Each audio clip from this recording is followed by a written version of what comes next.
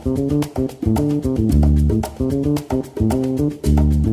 Kak Ega, siapa aja sih sebenarnya yang lebih rentan mengalami holiday blues? Mungkin dari gender atau mungkin dari tipe kepribadian yang introvert, extrovert, atau gimana nih Kak Ega secara psikologis?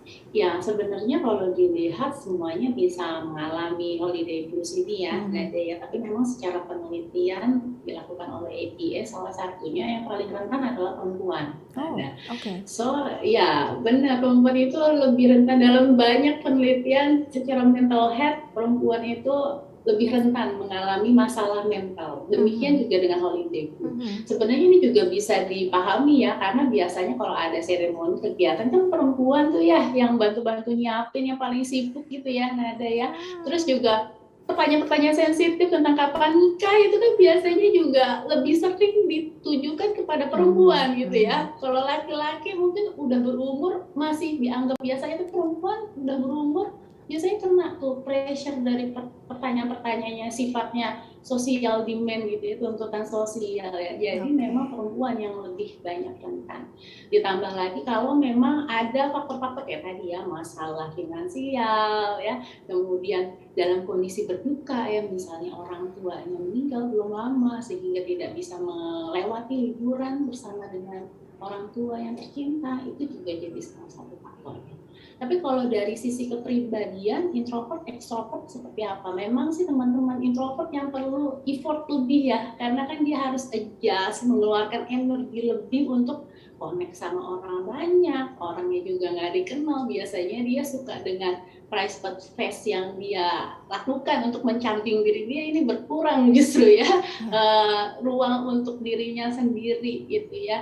So ini pasti akan lebih melelahkan bagi teman-teman dengan tipikal kepribadian yang introvert. Tapi bukan berarti teman-teman yang extrovert juga enggak gitu ya. Mungkin dia terlalu excited ketemu banyak orang, terkonek sama orang sehingga dia lupa bahwa fisiknya juga perlu istirahat gitu ya. Pola makannya jadinya juga tidak sehat. Akhirnya ya fisik yang tidak fit pasti akan berdampak tadi pada psikologis yang tidak baik juga ya. Jadi sebenarnya kalau dilihat kedua-duanya sih bisa saja punya kerentanan hal tersebut. Nah, tapi memang nih Nada, dari penelitiannya ada satu tipikal kepribadian yang paling mungkin ya, paling rentan terkena holiday blues, yaitu teman-teman dengan karakter kepribadian perfeksionis ya. Jadi dia punya tuntutan sendiri tuh untuk jadi perfect dilihat dari luar, begitu juga perfect secara internal ya, artinya aku punya rencana ini maka aku harus sempurna rencananya. Nah ini tipikal yang seperti ini yang akhirnya punya tekanan lebih nih untuk melewati.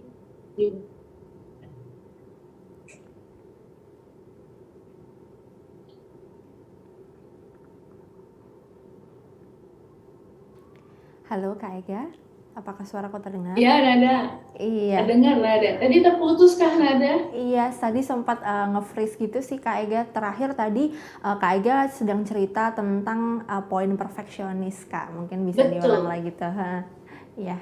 Betul. Ya, memang teman-teman yang profesionis kan dia punya tuntutan untuk menyediakan kesempurnaan untuk eksternal dan juga secara internal ya. Jadi itu tekanan tersendiri.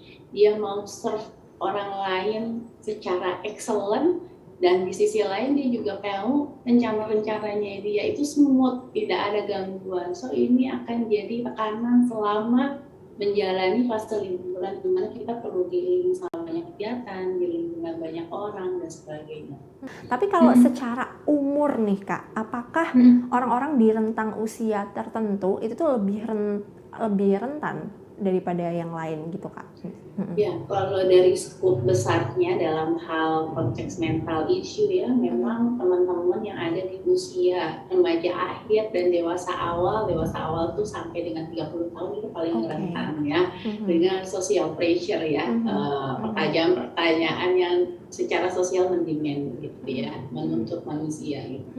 Tapi sebenarnya nggak menutup kemungkinan yang di atas 30 tahun nggak dapat pressure juga ya dari sisi sosial ya, karena kan pressure-nya sosial itu tuh semakin lama tuh berubah ya Nada ya, nggak hanya tentang kapan nikah, nggak hanya tentang kapan kerja gitu ya, tapi udah nikah nanti kapan punya anak, udah punya anak satu kapan punya anak dua gitu. Jadi tetap bereskalasi. Hanya saja gini, secara neuropsikologis, manusia yang sudah di atas 30 tahun itu struktur otak prefrontal lobes-nya itu sudah berkembang. Nah, itu adalah bagian otak di mana mereka itu lebih bijaksana, lebih bisa menganalisis pertimbangan-pertimbangan yang ada sekitar, sehingga menghindari mereka untuk melakukan perilaku yang beresiko, baik untuk diri mereka sendiri sampai ataupun juga terhadap orang lain. Gitu. Jadi secara fisiologis keotakan gitu ya, di atas 30 dia punya senjatanya untuk membantu gitu ya, untuk kembali tepat. Sedangkan teman-teman yang di bawah itu ya, remaja dan sampai dengan dewasa awal itu masih dalam fase berkembang. Nah, jadi secara pemikiran juga masih sulit mencerna ya, pressure dari sosial gitu ya, dan mempertimbangkan banyak hal yang terjadi di dirinya. Baik.